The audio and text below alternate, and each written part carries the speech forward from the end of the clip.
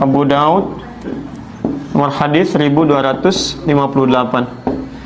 Salat sunnah yang terkait mungkin waktunya dekat dengan salat fardu yang 5 waktu itu, ini dibagi 2 bagian. Ini teorinya supaya dipahami dengan baik ya. Ada yang disebut dengan salat rawatib. Apa artinya rawatib? Kalau tidak tahu katakan. Baik. Apa artinya rawatib? Baik. Rawatib itu jamak dari kata ratib. Apa artinya ratib? Baik. Bukan Allahu alam. Ratib itu adalah sesuatu yang tersusun dengan rapi atau berurutan sifatnya. Tersusun berurutan atau tersusun dengan rapi.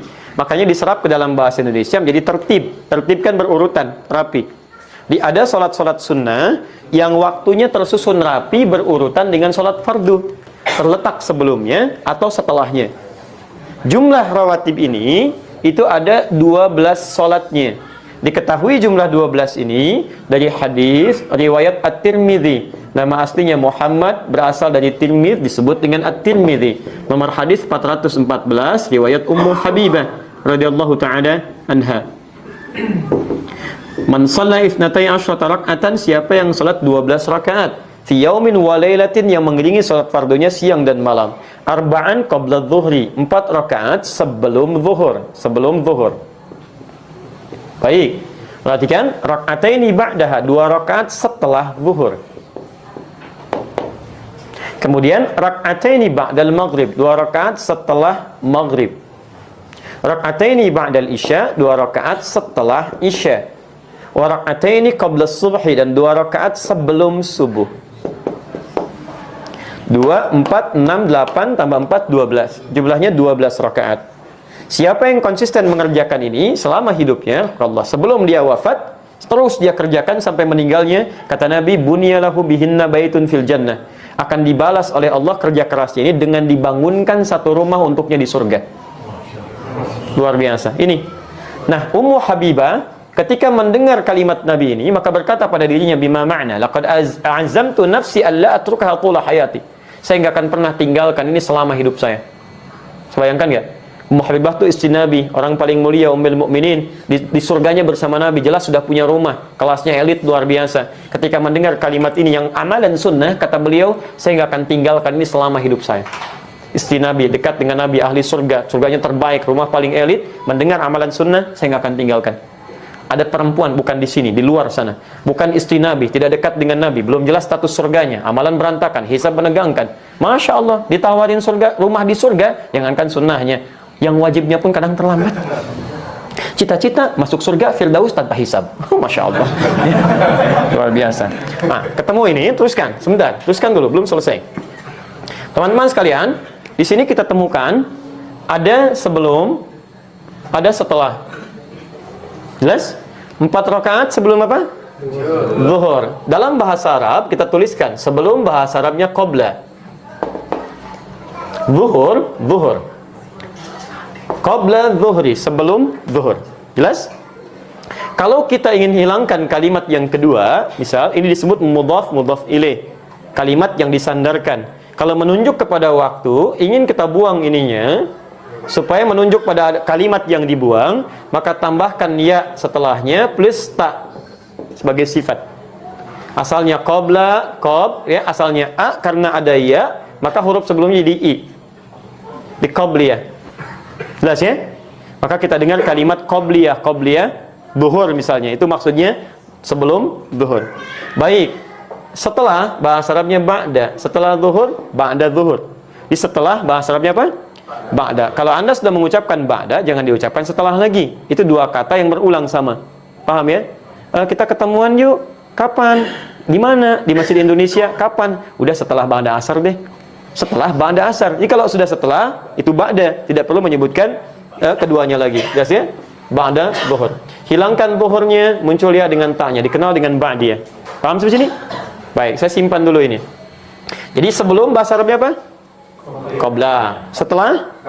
Ba'da. Baik, ketemu kalimatnya. Sekarang lihat. Ini 12 rawatib disebut apa?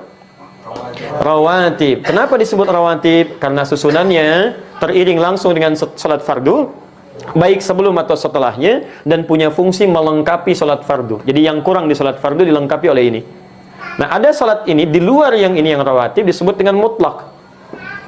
Mutlak, sifatnya ditunaikan, terdiri dari dua waktunya. Satu, ada yang memang berdekatan dengan sholat fardu, tapi dia tidak punya fungsi menyempurnakan sholat fardu. Fungsinya fungsi sendiri, terpisah dari yang fardu. Cuman waktunya berdekatan. Contoh, asar. Asar ini ada sunnahnya mutlak 4 rakaat, ditemukan di Abu Daud nomor hadis 1257. Riwayatnya Ibnu Umar radhiyallahu taala anhuma. Ya, kata Nabi, rahimallahu ra'an shalla qabla al-'asri arba'an. Allah merahmati seseorang yang bisa salat 4 rakaat sebelum zuhur. Paham? 4 rakaat sebelum asar.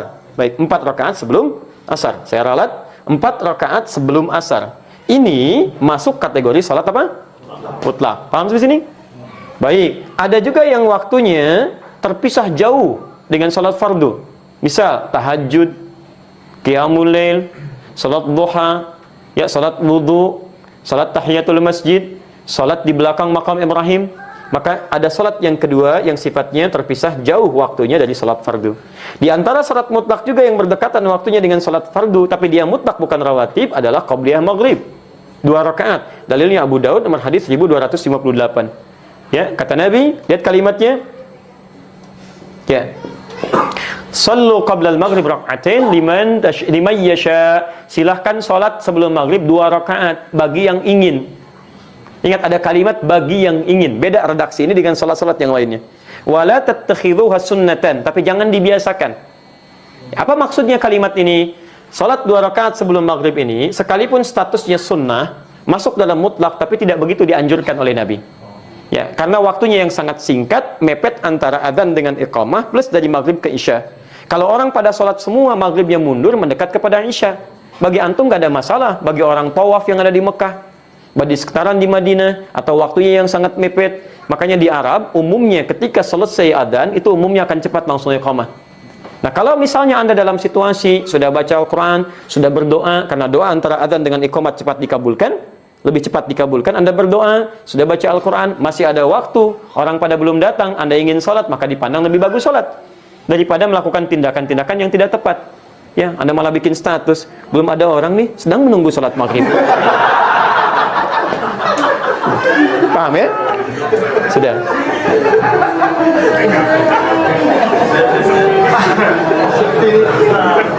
Dah. Baik. Saya tanya sekarang. Sudah? Baik, saya tanya sekarang. Ya, sebelum zuhur ada sholat? Ada sholat sunnah? Apa jenisnya? Rawatib. Setelah zuhur ada sholat sunnah? Apa jenisnya? Baik, sebelum asar ada sholat sunnah? Baik, tidak ada. Yang bilang tidak ada angkat tangan? Yang bilang ada angkat tangan? Yang tidak jelas gak usah ngangkat. Lihat, sebelum asar ada, kan kita bahas. Apa jenisnya? Mutlak. Baik ya, sebelum maghrib ada salat sunnah? Apa jenisnya? Mutlak. Ba'da maghrib ada salat sunnah? Ada. Apa jenisnya? Rawatib. Masya Allah. Sebelum isya ada salat sunnah? Apa jenisnya? Kan saya nggak pernah terangkan. Bagaimana Anda bisa jawab? Saya kan belum sebutkan. Baik ya, belum. Saya nggak sebutkan. Coba lihat, ada nggak sebelum isya? Jangan pernah mengarang, karena mengarang hanya dalam pelajaran bahasa Indonesia. Ya, kalau ada dalil silakan kerjakan. Sebelum isya boleh 2 rakaat, boleh. Masuk dalam konteks mutlak. Karena setiap antara adzan dengan iqamah kebolehan ada salat 2 rakaat. Ini mutlak sifatnya. Boleh. Ba'da isya ada? Apa namanya? Rawatib. Baik. Sebelum apa bahasa Arabnya? Qabla. Baik. Sebelum salat? Qabliyah. Baik, setelah apa bahasa Arabnya? Ba'da. Setelah salat? Ba'diyah. Baik. Qabliyah zuhur ada enggak? Ada. Berapa rakaat? 4 rakaat. Ba'diyah zuhur?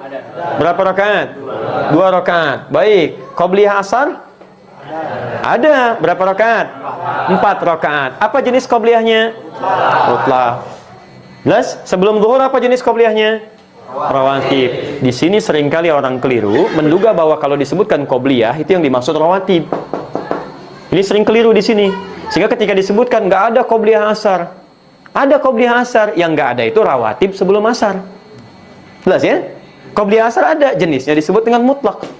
Di qobliyah itu nama umum bagi setiap sholat yang ditunaikan sebelum sholat fardunya. Jenisnya bisa mutlak, bisa rawatib. Paham sampai sini?